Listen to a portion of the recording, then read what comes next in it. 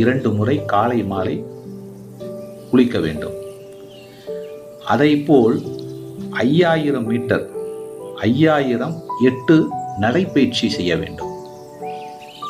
30 நிமிடம் உடற்பயிற்சி செய்ய வேண்டும். உணவில் 80 விழுக்காடு காய்கறிகளையும் பழங்களையும் உட்கொள்ள பழகிக் கொள்ள வேண்டும். டீ காப்பியினை தவிர்த்து விடுங்கள், அது உடலுக்கு நல்லதல்ல.